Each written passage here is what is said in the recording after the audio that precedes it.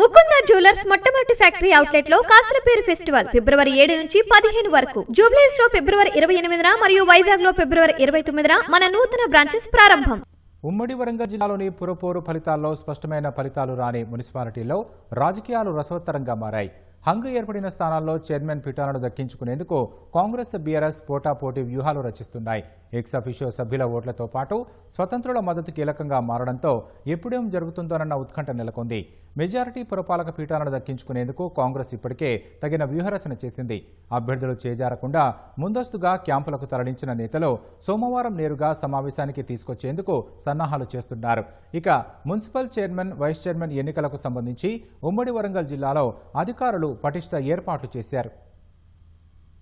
ఉమ్మడి వరంగల్ జిల్లాలోని ఎన్నికలు జరిగిన 12 పురపాలికల్లో అధికార పార్టీ కాంగ్రెస్ 7 స్పష్టమైన ఆధిక్యత సంపాదించింది. ములుగు, భూపాలపల్లి, నర్సంపేట, పరకాల, డోర్నకల్, మరిపెడ, స్టేషన్ ఘన్పూర్ మున్సిపాలిటీల్లో మెజార్టీ వార్డులు హస్తగతం కావడంతో చైర్మన్, వైస్ చైర్మన్ పీఠాలను సులభంగా ఆ పార్టీ దక్కించుకోనుంది. ఇక జనగామ, మహబూబాబాద్, కేసముద్రం, వర్ధన్నపేట, తొర్రూరులో అధ్యక్ష పీఠాలు ఎవరు కైవసం చేసుకుంటారన్న దానిపై తీవ్ర ఉత్కంఠ నెలకొన్న సాధ్యమైనన్ని ఎక్కువ పీఠాలను గెలుచుకుని సత్తా చాటేందుకు కాంగ్రెస్ నేతలు పావులు కదుపుతున్నారు. ఈ మున్సిపాలిటీల్లో ఎక్స్ అఫిషియో సభ్యుల ఓట్లతో పాటు స్వతంత్రులు కీలకంగా మారారు. జనగామ పురపోరులో 30 వార్డులకు మిత్రపక్షమైన సిపిఎం గెలుచుకున్న ఒక వార్డుతో కలిపి కాంగ్రెస్ కూటమికి 13 వార్డులు దక్కగా విపక్ష భారాస కూడా అంతే సమానంగా 13 వార్డులు గెలుచుకుంది. Bhuvanagiri MP Chamala Kiran Kumar Reddy, sitting MLA Palla Rajeshwar Reddy ex officio సభ్యులుగా ఓటు నమోదు చేసుకోవడంతో ఇరు పార్టీలు మళ్లీ చెరో 14 ఓట్లతో సమంగా ఉన్నాయి. దీంతో జనగామ చైర్మన్ పీఠం కైవసం చేసుకోవడంలో స్వతంత్రులే కీలకంగా మారారు.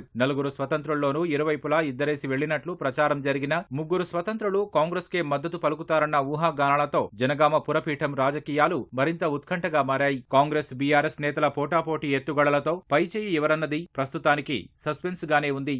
వర్ధన్నపేట మున్సిపాలిటీలో 12 వార్డులకు బీఆర్ఎస్ 6, కాంగ్రెస్ 5 దక్కించుకోగా స్వతంత్రులు 1 వార్డులో గెలుపొందారు. 5వ వార్డు నుంచి గెలుపొందిన స్వతంత్ర అభ్యర్థి శిభారాణి రాజేందర్ మంత్రి పొంగులేటి శ్రీనివాసరెడ్డి సమక్షంలో పార్టీలో చేరారు. స్థానిక ఎమ్మెల్యే నాగరాజు ఎక్స్ అఫిషియో ఓటుతో చైర్మన్ పీఠాన్ని చేజిక్కించుకుంటామని కాంగ్రెస్ నేతలు చెబుతున్నారు. తొర్రూరు మున్సిపాలిటీలో 16 వార్డులకు కాంగ్రెస్ 7, బీఆర్ఎస్ 9 స్థానాల్లో విజయం సాధించాయి. ఎక్స్ అఫిషియోగా ఎమ్మెల్యే యశస్విని రెడ్డి, ఎంపీ కడియం కావ్యలు నమోదు చేసుకోవడంతో కాంగ్రెస్ పార్టీ బలం 9కి పెరిగింది. బలాబలాలు సమం కావడంతో కాంగ్రెస్, బీఆర్ఎస్ పార్టీలు ఎదుటిపక్షం అభ్యర్థుల్ని తమ వైపు తిప్పుకునేందుకు ముమ్మర ప్రయత్నాలు చేస్తున్నాయి. ఇరు పార్టీలు తమ అభ్యర్థుల్ని క్యాంపులకు తరలించడంతో వారి బంధువులతో చేస్తున్న బేరసారాలతో రాజకీయాలు వేడెక్కాయి.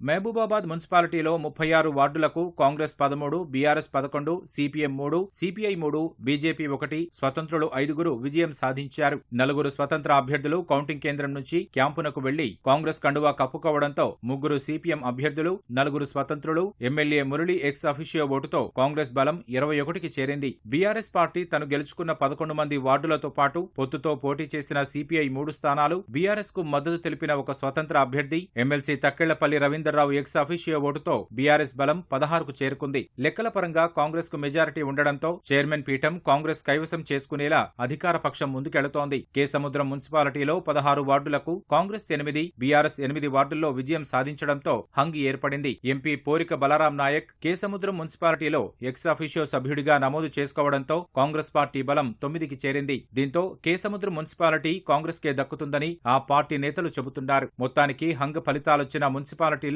కింగ్ ఎవరనే సస్పెన్స్ రేపు మధ్యాహ్నానికి తెరపడనుంది. ఇక మెజారిటీ దక్కిన మున్సిపాలిటీల్లో చైర్మన్, వైస్ చైర్మన్ పదవుల కోసం పోటీ తీవ్రంగా ఉంది.